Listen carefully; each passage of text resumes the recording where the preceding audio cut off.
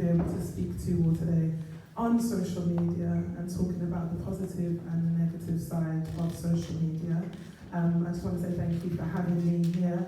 I'm hoping that through today's talk and also through questions and answers that we will be able to better understand how the generation today are engaging with social media and maybe even consider the future of social media as well. So where are things going? What are the trends that are happening? And of course the important question, how can we make sure that our children and our young people are safe, that they are engaging with social media in a way that glorifies God. Amen? Amen. Before I begin, I'm just going to share a little bit about who I am, because I think it will be helpful for you to know. So as I said, my name is Debra, and I come from a church called Worship Tabernacle, and we are based actually in North London as well. In terms of what I do, so I actually work within social media for a fashion brand called Monsoon. I don't know how many people have heard of Monsoon. They do the nice fascinators, and, jewelry and everything like that. So I work at their head office, which is based in West London, and I basically look after all of their social media, which means that I control their Facebook, their Twitter, their Instagram, all these different platforms that some of us would have heard of. So hopefully I'm kind of well fit to speak on this topic. A little bit more about myself as well. I am 27 years old, so I am speaking from that kind of generation. We probably may have heard the term millennials, which is kind of the term that is given to our young people today within this generation. And so I'll be speaking a lot about how that kind of age group engages with social media. Before I jump straight into it, I wondered if I could get a show of hands in terms of some different ages. So I wanted to find out how many of us know or have children who are between the ages of 10 to 18. Okay, great. And also those who have children or know those that are between the age of 18 to 24. Okay, you put your hand up twice, God bless you. And the final age group is those that are 24 and up. Okay, so that's our majority. Okay, perfect, that's great, I'm in the right place. Hopefully everything I'll talk about will speak to those different ages, but it probably will have a keen focus on the ages 18 to 24 and up, as they tend to be most active on social media. So we can roll to the next one, please. Okay, so we're going to have a brief overview of the history of social media. So when was it created, and what was its original purpose? Apologies if the screen is quite small, by the way, but I will hopefully be able to explain what you can see. So the first recognizable first of all, we're going to go from the very top. First of all, I'm going to define what social media actually is, because there are some people in the room that you may have heard of it, but what does social media truly mean?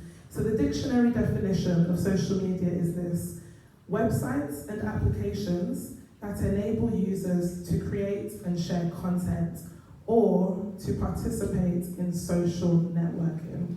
Now, what social networking means is the idea that we're able to speak with one another online. So we're able to speak with one another through the internet. We can share images, we can share videos, ideas, thoughts online. And that is an overview of what social media is. So when was social media really created? So I did a bit of research, and the first social media site that was really recognized was called 6 Degrees, which we've just seen, but a majority of us will probably be most familiar with MySpace, maybe. As a 27-year-old, that was probably my earliest memory of what social media is, of a social media platform. So MySpace originally was a place where people could basically upload their pictures, you could have friends on there as well, and you could basically just talk to your friends online. So I was of the MySpace generation. In 1999, the first blogging sites became popular. So another area that is popular within social media is the idea of blogging. And what blogging is essentially people writing online. So you can write long letters, articles, magazines. Blogging is what that is, and that's what basically began to come through in 1999. And then in 2005, there was a channel that came out called YouTube. How many of us have heard of YouTube?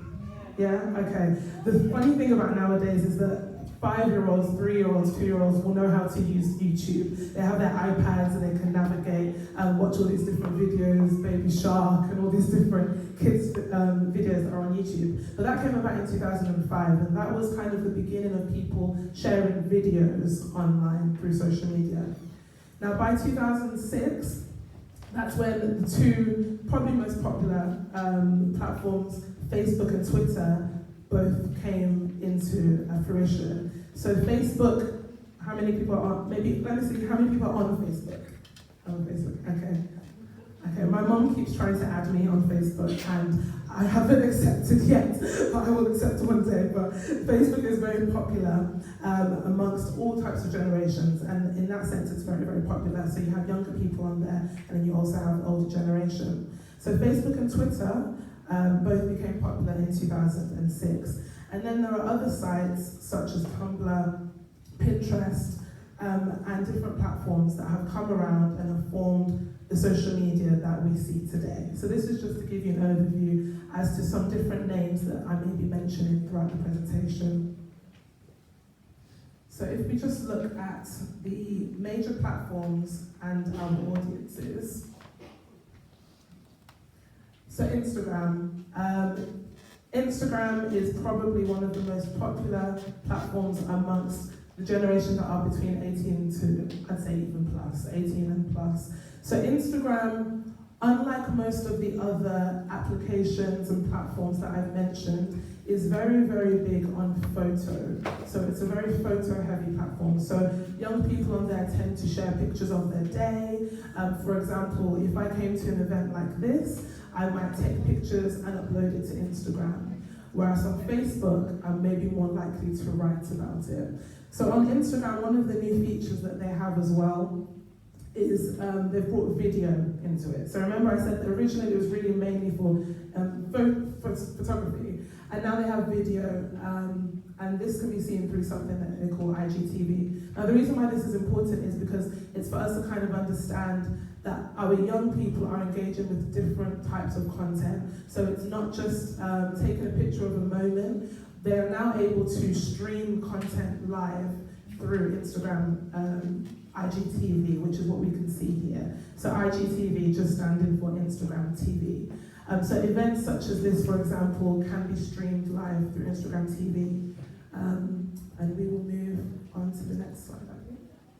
And these are just some of the platforms that I've mentioned. So you may recognize some of the logos, some might be new, but it's just to show that there are a plethora of different social media platforms right now. Okay, so in terms of usage, okay, so who is on what platform? Where are the young people right now? So monthly active users, interestingly, the top is Facebook. So as I mentioned, that is quite a popular app. So Facebook is at the top, and then we are followed by YouTube, which I mentioned is the app where people share videos. And then Instagram isn't far behind at all, which is the one that I mentioned has photos and videos. So we'll move on to the next one, please. Okay. So 18 to 24s are the biggest users of social media, according to stats. So that age group are those that are most regularly engaging with online content. I'll read you a bit of a fact. So while 25% of people aged between 25 to 34 are on Instagram every day, 34% between 18 to 24 are using the platform daily. So that shows that compared to those two age groups, 18 to 24-year-olds are on consistently a lot more than 25 to 34-year-olds. So there's a real focus on kind of the younger sort of side of the spectrum. The similar thing is for other apps as well, that they find that most popularly it is the 18 to 24-year-olds that are engaging with this content. So let's talk a little bit about why social media does exist. Why was it originally created? Just like there was an original plan for man, when the world was created, there was an original plan for man and there was an original plan for man and woman. I like to believe there was an original plan for social media, and that was to enable us to be able to connect with one another. We know that in today's age, especially amongst the younger generation, it's a very fast-paced world. Things are moving, things are constantly changing. Social media, one of the good things that it offers is an ability to stay connected with people. So things such as Facebook, we're able to see, your 25th birthday celebration or your 40th birthday party. We're able to send each other messages, we're able to be connected. Now, unfortunately, what we will all probably be aware of is the fact that this isn't what's necessarily happening today.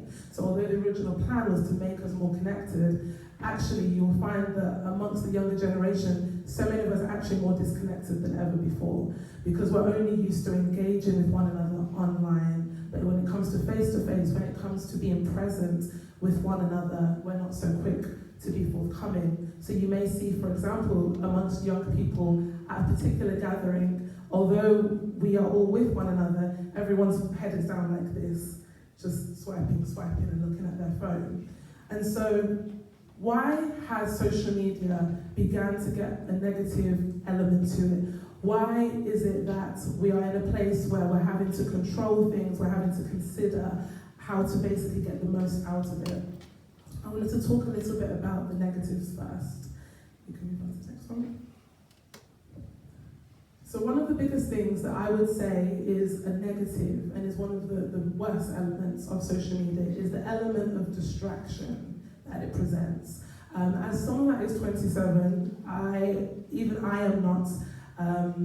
I'm not immune from being affected by this. So as I mentioned, my job is actually to do this, so is to run the social media for Monsoon. And so that requires for me to stay quite close to my phone, to stay on Facebook, to stay on Twitter, on Instagram.